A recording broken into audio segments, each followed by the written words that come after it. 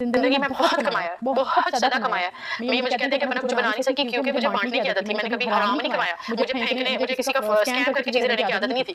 میں نے ہمیشہ دینے والا ہاتھ رکھا. آپ دینے والا ہاتھ رکھتے ہو تو ہی اللہ آپ کو دیتا ہے، ادروائز اللہ آپ کو نہیں دیتا. انہوں نے کیا کیا، میری دوست کے پیسوں سے وہ زبردستی میرے سے گاڑی لے کے کہتے ہیں میرے اکاؤنٹ سے نکلواؤ. ان کے اکاؤنٹ سے میں نے نکلوا لی. تو میں اپنے شوہر پہ ٹرسٹ نہیں ہے، تو میں اپنے بندے پہ ٹرسٹ نہیں ہے، ہمارا شوہر نہیں. وہ میرے ذہن میں تھا کہ کوئی نہیں یار، گاڑی کو کیا کرنا ہے، مجھے چھوڑ دے گا تو میں نے گاڑی کو کیا کرنا ہے. اور یہ ایسا تھوڑی کرے گا اپنی بیوی بچی سے اوپر اپنی گاڑی رکھے گا. میں نے کہا ٹھیک ہے آپ گاڑی نکلوا دیں. گاڑی نکلوائی. گاڑی کی قسطیں بھی میں دیتی رہی ہوں پچھلے سال اپریل تک، جب تک میں واپس آئی ہوں. اس کے بعد یہ لوگ کیا کرتے رہے مجھے نہیں پتا، ٹھیک ہے. لیکن انہوں نے مجھے گاڑی نہیں دی. یہ جو زیور کی بات کر رہے ہیں وہ سارا زیور میری ماں نے مجھے بنا کر دیا تھا، میں نے خود بنایا تھا. انہوں نے مجھے کچھ نہیں دیا. انہوں نے ایک مجھے لاکٹ اللہ کا بنا کے دیا تھا جس میں جو چین تھی وہ بھی میری نکال کے انہوں نے بلاگ بنایا تھا کہ میں نے اس کو وہ دیا ہے. وہ لاکٹ 80,000 روپے کا لاکٹ تھا. جھوٹے پہ خدا کی لعنت 1.5 لاکھ روپے اس لاکٹ کا مجھ سے لیا انہوں نے. 80,000 کا وہ لاکٹ تھا. یہ باتیں بتانے کا صرف اتنا مقصد ہے.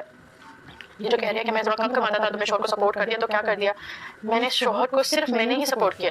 ہمیں کوئی کام نہیں کرتے تھے، کچھ نہیں کرتے تھے. یہ اپنے دوست کے اسٹوڈیو میں جا کے بیٹھتے تھے، سب کو کہتے تھے کہ میں اسٹوڈیو میں بیٹھا، میں اسٹوڈیو میں بیٹھا. اسٹوڈیو میں کچھ بھی نہیں ہوتا، کچھ بھی نہیں ہوتا. آپ گانے بنا رہے ہوتے بس بیٹھ کے، ٹھیک ہے. اور اس کے علاوہ ہاں لائیو بیٹھ جاتے تھے کبھی کبھی. کبھی بھی جو ان کی انکم کا ذریعہ تھا. دوسرا میرا بلاگس، میرے یوٹیوب چینل میں بلاگس بناتے تھے. اور یہ کہہ رہے ہیں جو میں نے سبسکرائبر دے کر بھیجا ہے اس کو اسی طرح. میرا اپنا چینل تھا، مجھے کسی نے کوئی سبسکرائبرس نہیں دیے. آپ اپنے چینل پہ سبسکرائبرس لے آئیں، آپ میرا چینل کو نہ یوز کریں. کہ مجھے اگر شوق ہوتا ہے سوشل میڈیا پہ آنے کا اور اپنی بیٹی کو یوز کرنے کا تو میں 1 سال سے اپنی بیٹی کے ساتھ رہ رہی ہوں. میرے پاس 4,000 کانٹینٹ ہے، میں ڈالر پا سکتی ہوں. میرا اسپارک ختم ہو گیا ہے، میرا دل ہی نہیں کرتا سوشل میڈیا پہ کام کرنے کا. لیکن اب میرے پہ ذمہ داری ہے، میری بچی ہے چھوٹی، میں نے اس کے ساتھ زندگی گزارنی ہے، میں نے اس کو پالنا ہے، مجھے کام کرنا ہے. اور میں تھوڑا سا کام کرنے لگی ہوں تو میرے خلاف اسٹوریز کرنا شروع ہو گئی ہیں کہ اس نے فلاں اس لیے لیا، فلاں اس لیے.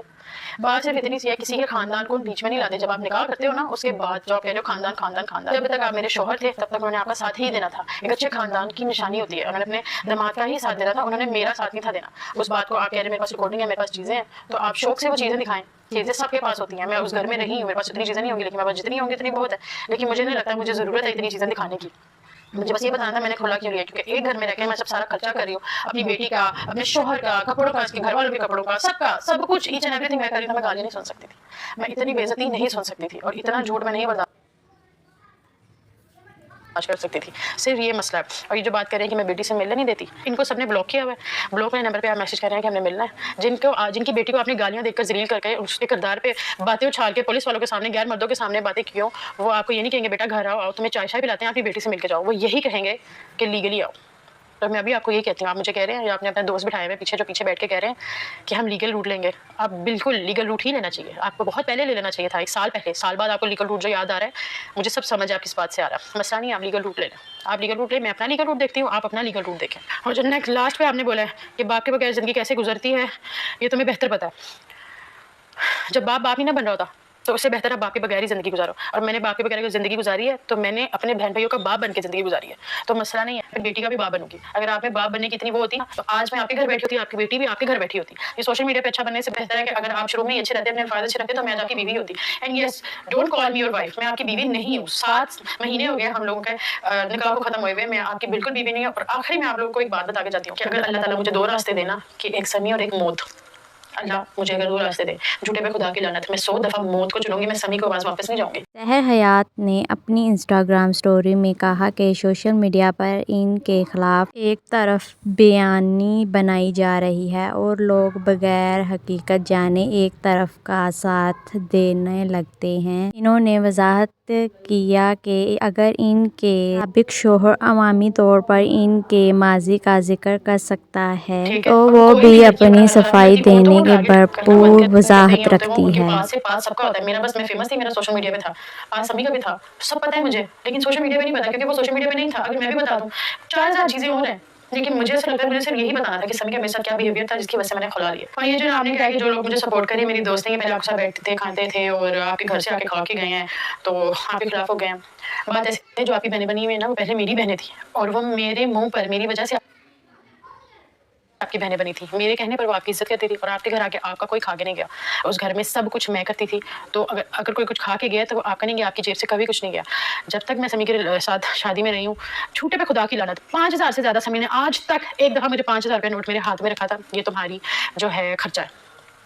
मेरे हाथ में 5,000 रुपये रखा था, ये तुम्हारा खर्चा है। समी मेरे हाथ में कभी पैसे नहीं दिए समी ने। समी ने जब भी कमाया मेरे थ्रू कमाया, मेरे थ्रू कमा के किस तरह कमाया, मैंने कोई कैंपेन कर लिया, हाफ पैसे समी ने ले लिया, मैंने कोई भी कैंपेन किया, मुझे कहीं से भी पैसे हैं हाफ समी लेंगे, यूट्यूब पे समी व्लॉग करेंगे, उसके जो पैसे आएंगे हाफ समी लेंगे, और वो पैसे जाते थे इनकी मदर के हाथ में। मैंने कभी कुछ मांगा ही नहीं, कभी मैंने समी से कुछ मांगा, मुझे जरूरत ही नहीं थी, मैं अपना खुद कमाती थी, अपना खुद सब कर सकती थी, इवन अपनी बेटी। और ये जो कह रही है कि सारी पूरे प्रेगनेंसी में मैंने इसका खुद किया, इन्होंने मेरे कुछ नहीं किया, प्रेगनेंसी के डिलीवरी तक सारे पैसे मैंने दिए हैं। एक दफा समी ने पैम्पर ला के दिए थे आयरा के, और वो जल्दी खत्म हो गए थे, तो समी ने मुझे बहुत जलील किया था इस बात कि इतनी जल्दी तुमने पैम्पर खत्म कर दी, 3,000 रुपये का पैकेट आता है पैम्पर का।